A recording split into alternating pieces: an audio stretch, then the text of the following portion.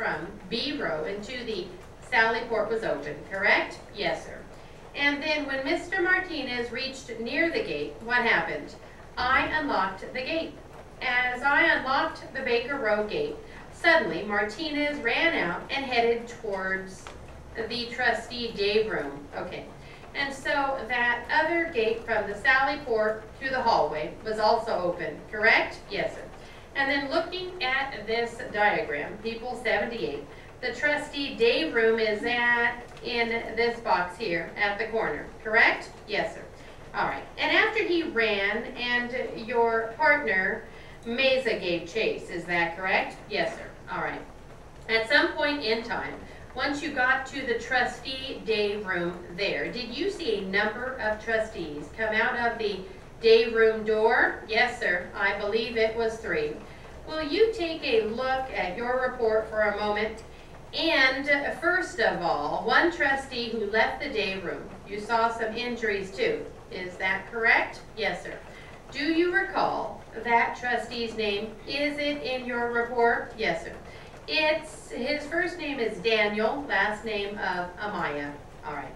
And then in your report, and I'm looking at page 5, in addition to Mr. Amaya, you list the name of 3 other trustees. Yes, sir. Is that correct? Yes, sir. So how many trustees did you see come out, including the man who was injured? 4, sir. Okay. And did they all come out at about the same time? Yes, sir. And then did you, with your partner, Mesa, get control of the defendant, Mr. Martinez? Right then and there, we ordered all the inmates to lie face down on the floor.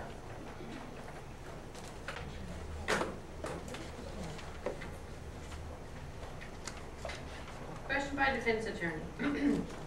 Sir, when you went into the hospital room or wherever it was, this other person was that had blood on his back, yes. What do you call that? The infirmary or clinic. Okay. When you went into the clinic and what you observed, 3 puncture wounds in the back on this man? Yes. Okay. I know you're not a doctor, but as you looked at these 3 wounds, did you look at him when he didn't have his shirt on? Yes. When he did not have his shirt on. And could you tell whether or not, were they deep or not? Could you tell? I could not tell. You just saw a little bit of blood. Well, he was getting cleaned up by the doctor at that time when I saw him. Okay. And I think the district attorney asked you, you never found anything that resembled a shank in the trustee's day room, did you? No, I didn't. Look down that toilet. Yes, we did. All right. And didn't find it down the toilet, right? No, I didn't. Thank you. Have no further questions, Mr. Ramsayer. Yes. Just a couple things to be clear on. 1, when you saw Mr. Amaya down the infirmary, was there a fair amount of blood? They were cleaning off his back? Yes. And did he appear to be in pain to you? Yes. And then after the trustees had left, first, you're following the defendant Martinez into the trustee day room, correct? Yes. Did you see anyone other than Mr. Martinez enter that trustee day room after him? No, I didn't. And then you were standing by the door, correct? Yes. As 4 trustees ran out of that day room, yes, correct? And all those trustees and the 1 trustee had some blood on his back, yes. And other deputies did retain those other trustees, correct? Yes. All right. You weren't present when they were searched? No. You weren't aware of any shank that was found either in the trustee day room or from any other location? Correct. Is that right? That is correct. All right. And then after these 4 trustees left the day room, that's when you entered? Yes. And was there anyone in the day room other than the defendant Martinez? There was no one else. Okay. Thank you. I have nothing further. Mr. Leonard, nothing further. All right. You may step down. Thank you. People would call Corby Brown. All right. Raise your right hand. You do solemnly swear that the testimony you may give in the cause now pending before this court shall be the truth, the whole truth, and nothing but the truth, so help you God. I do. Please have a seat on the witness stand. Please state your name for the record and spell your name, please. Corby Brown. C-O-R-B-Y-B-R-O-W-N. All right. Mr. Ramsayer, Thank you, Your Honor. What's your occupation, sir? Los Angeles County Deputy Sheriff. And how long have you been so employed? 9 months. I'd like to direct your attention to October 3rd, 1999. At about 8:30 in the evening, on that date, were you working as a deputy sheriff? Yes, sir. And what was your assignment at that time? I was working 3000 Prowler. Can you tell the jury what 3000 Prowler means? Basically, on the 3000 floor, there's 3 prowlers, and they're responsible for any transporting or escorting any inmates on the floor to the modules. Now, on October the 3rd of 1999, at about 8:30, did you get a notification to move an inmate, Michael Martinez, from one location to another? Yes, sir. And is that the man seated here in court with the gray tie? Yes, sir. And when you first made contact with Mr. Martinez, where was he? He was in the 3400 Baker Row. When you first made contact with him, had he already been removed from his cell? Yes, sir. All right. And were you with Deputy Meza, the deputy who just testified? Yes, sir. He's my partner. Okay.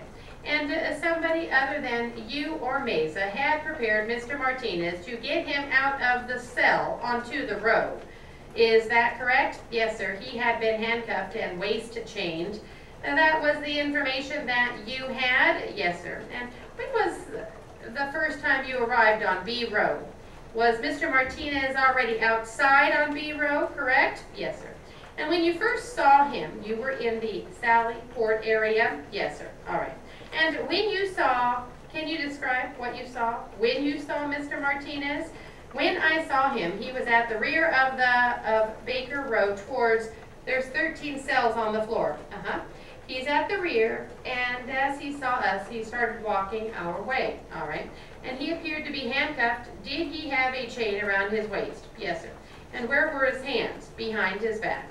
Now, you are with your partner in the Sally Port area, and the gate that leads from B Row into the Sally Port was open, correct? Yes, sir.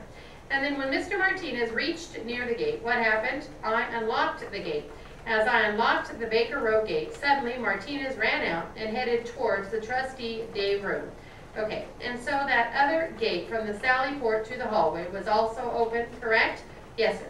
And then looking at this diagram, people 78, the trustee day room, is in this box here at the corner, correct? Yes, sir. All right. And after he ran, you and your partner, Meza, gave chase. Is that correct? Yes, sir. All right. At some point in time, once you got to the trustee day room there, did you see a number of trustees come out of the day room door? Yes, sir. Will you take a look at your report for a moment? And first of all, one trustee who left the day room, you saw some injuries too. Is that correct? Yes, sir. Do you recall that trustee's name? Is it in your report? Yes, sir. His first name is Daniel, last name of Amaya. All right. And then in your report, and I'm looking at page 5, in addition to Mr. Amaya, you list the name of 3 other trustees? Yes, sir. Is that correct? Yes, sir. So how many trustees did you see come out, including the man who was injured? 4, sir. Okay. And did they all come out at about the same time? Yes, sir. And then did you, along with your partner Meza, get control of the defendant, Mr. Martinez? Right then and there, we ordered all the inmates to lie face down on the floor, including the trustees,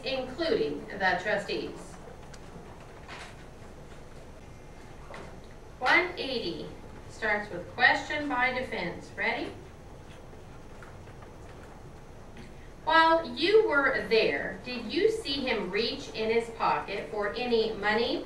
I wasn't paying any attention, really. It was kind of crowded, so I don't know what was going on. Now, you used to go with Willie, did you not? Yes. Now, when you left the gambling shack the first time, was it dark or was it light? Dark. Outside, that is. It was dark. Where did you go when you left the gambling shack the first time? I went to make a phone call with Linda. Pardon?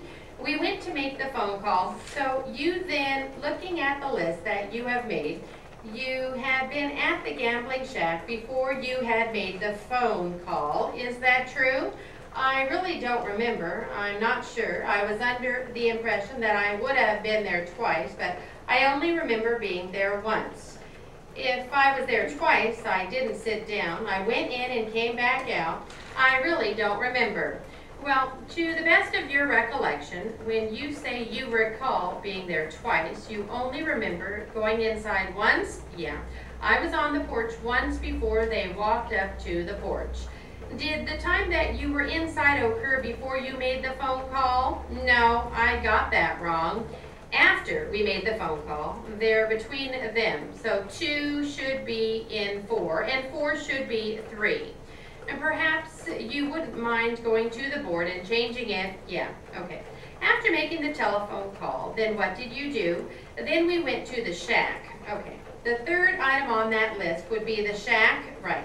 And what would the fourth item be? The fourth item would be telephone call. The fourth item would be telephone call. No, the shack would be the third. The telephone call, now I am mixed up. Okay.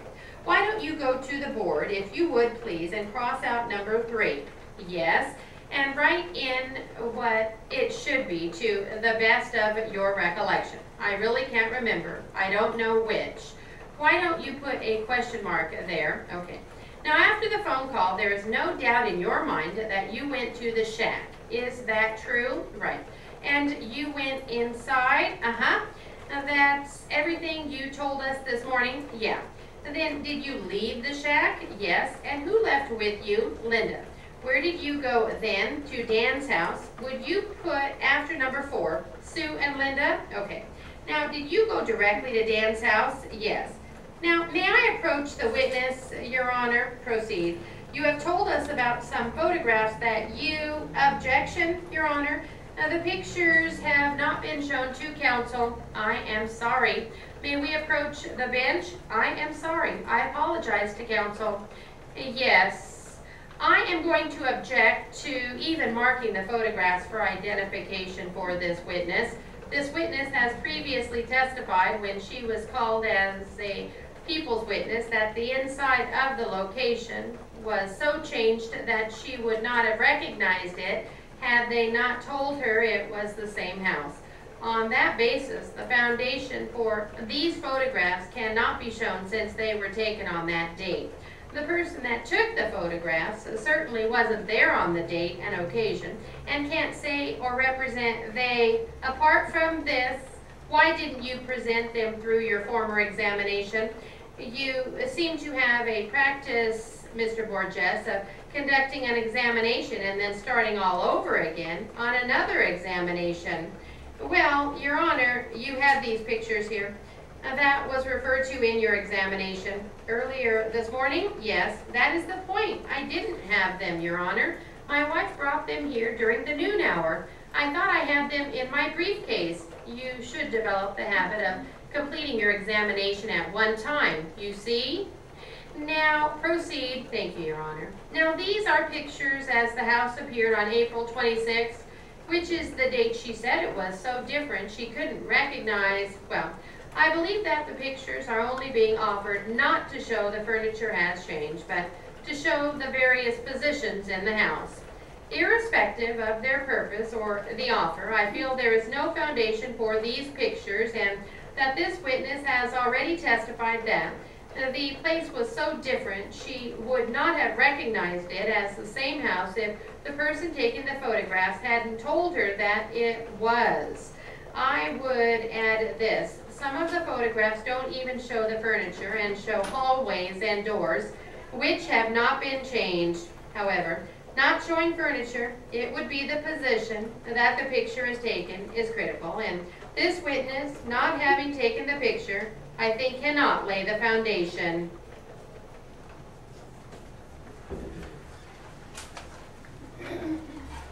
Okay, next. 164 voice for 5 minutes. Starts with the court. Ready? Ladies and gentlemen of the jury, we will ask you to retire to the jury assembly room for a recess. Remember and follow the instructions and admonition that's been given to you. You may step down, stand by, You may proceed if you wish to lay a foundation for the photographs. Miss Medina, when you went to the Manville residence with my investigator, Mr. Marisette, except for the furniture in the interior, did the house appear to be the same house you were in the morning that Dan Carey was shot? Yes. Structurally, either exteriorly, on the exterior, or on the interior, was there anything different to your recollection? No, just the furniture. When you entered the house, was your memory refreshed that this is in fact was the house that you had been in? The outside of the house I knew was the house, but the inside was, as far as the furniture, there was a lot more furniture in it, a lot more, it looked completely different from inside. But for instance, the doors hadn't been changed? No. Objection, calling for a conclusion. The answer may stand. Was there anything different about the bedroom in which the deceased was found? It didn't even look like the same room because they had 2 sets of bunk beds and the room was real full. Did you go in that room? Yeah. When you entered the house immediately after entering, did you notice anything unusual on the wall to your right? Yes. What was that? The bullet hole. Now, at Mr. Marisette's direction, did you position yourself at various locations in the house while he took pictures? Yes. Objection, calling for hearsay. Overruled. Yes. Have you seen the pictures that the court has in front of it now? Yes. Do they appear to be the same that you... Do they appear to be of the same house from which you took the pictures with Mr. Marisette? Objection, immaterial, that will be overruled. You may answer, yes. What was your answer to the last question? Yes. All right. Any further examination? Yes, Your Honor. I would wish to examine on foundation outside the presence of the jury. Proceed. If Mr. Borges has concluded his, may I use the pictures in order to... I would object to any use of the pictures until a foundation has been laid. And I don't think we have reached the point yet to say a proper foundation has been laid. May I ask a few more questions then, Your Honor? Well, what is the next number? Give me a pencil, please. They will be marked for identification, defendants I-1 through 11. You may refer to the pictures in this examination outside the jury. You may proceed. Have you finished your foundation?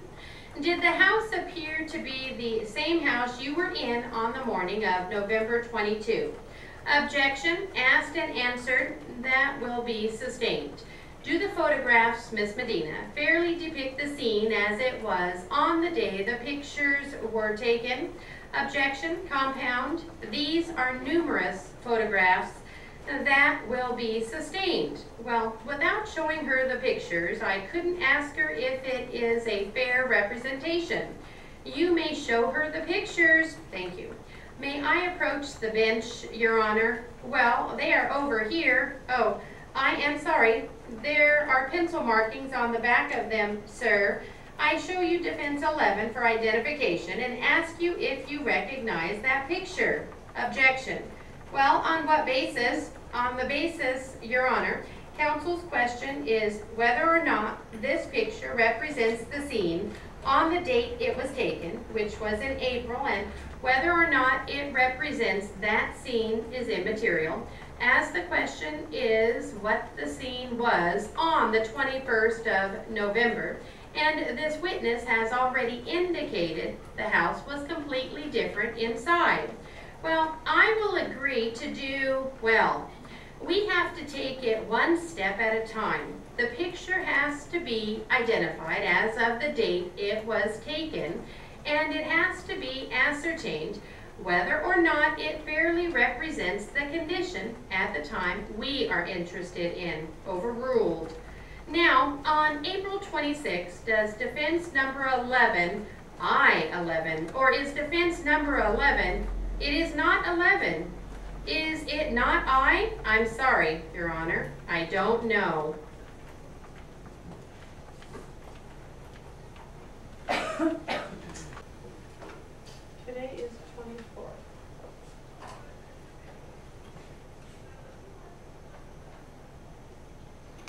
These admissions just referred to members of the jury. Now, the court will say here, now dispense with further evidence as to those allegations made in the petition for the plaintiff, and for that reason no evidence has been introduced in this case. It may be considered to that extent sufficient evidence. Now then, the defendant pleading further denies that it was the understanding of the parties and of the consideration given for the said note and mortgage that it would be returned to plaintiff and canceled and satisfaction entered upon the record as soon as this defending company obtained funds or within 5 years of the date of the execution of the note.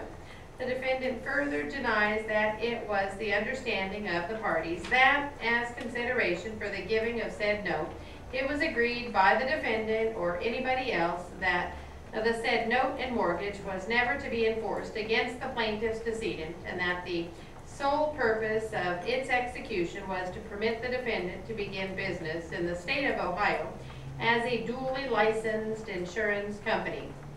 Defendant further pleading says that this note and mortgage was given by the plaintiff's husband in return for stock in the defendant company in the sum of $5,000. That the records of the defendant company at this time show that this stock is now held and is in the possession of plaintiff. Defendant says that plaintiff has sold a portion of her stock and the balance she now holds, that this stock in the sum of $5,000 was issued to plaintiff's husband, and that the stock was the consideration for the giving of the note and mortgage as described in plaintiff's petition. The defendant denies that it now has or at any time has had sufficient funds to deposit. Okay, let's try that one again. These admissions just referred to members of the jury. The court will say here, now dispense with further evidence as to those allegations made in the petition of the plaintiff, and for that reason no evidence has been introduced in this case. It may be considered to that extent sufficient evidence. Now then, the defendant pleading further denies that it was the understanding of the parties and the consideration given for the said note and mortgage that it would be returned to plaintiff and canceled and satisfaction entered upon the record as soon as this defending company obtained funds or within 5 years of the date of the execution of the note. The defendant further denies that it was the understanding of the parties that, as consideration for the giving of said note, it was agreed by the defendant or anybody else that the said note and mortgage was never to be enforced against the plaintiff's decedent, and the sole purpose of its execution was to permit the defendant to begin business in the state of Ohio as a duly licensed insurance company.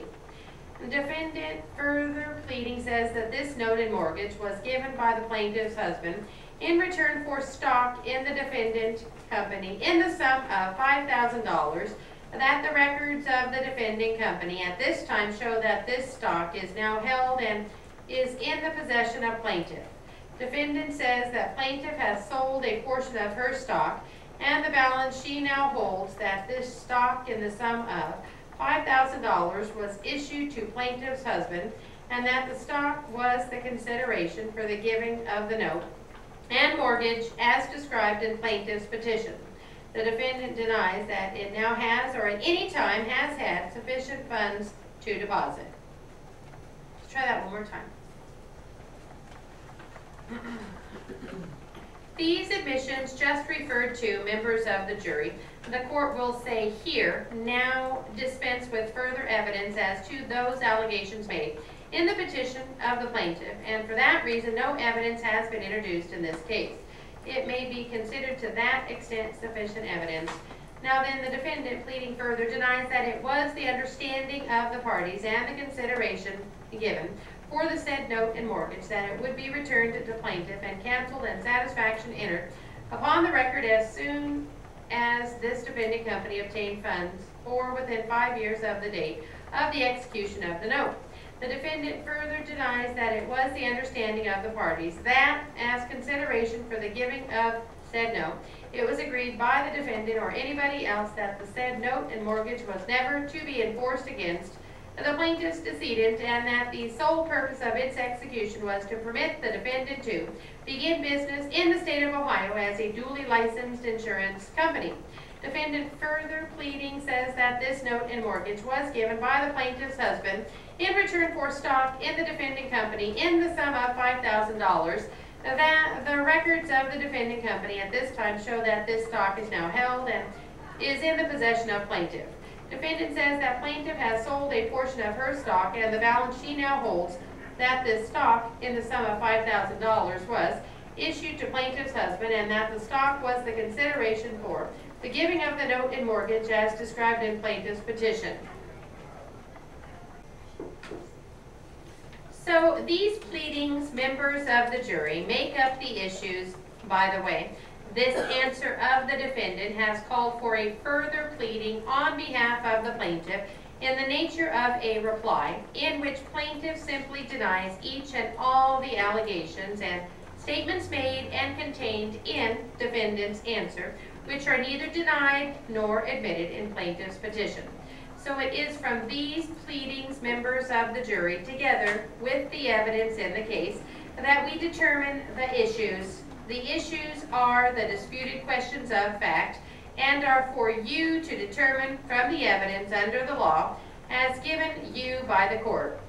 Now, as you have already sensed from the reference to the pleadings, this is an action seeking to recover the amount of $5,000 and interest represented by a note and mortgage executed by Henry O. Johnson and delivered to the defendant for a specified purpose as claimed by the plaintiff, to wit, to be deposited with the superintendent of insurance to establish or to help establish the necessary funds to qualify the defending company to proceed with its proposed issuing of policies of insurance upon the lives of individuals. It is claimed by the plaintiff that there was an agreement between her deceased husband and the defendant company that within 5 years this note and mortgage was to be returned, canceled, and satisfaction entered of record. Defendant denies this claim of the plaintiff and alleges that the note and mortgage were given by the plaintiff's deceased husband in payment for stock in the defending company, and that the delivery of stock was and became the consideration for this note and mortgage, and in effect claims that it thereby became a closed transaction and that they owe the plaintiff nothing. Let's try that one. So these pleadings, members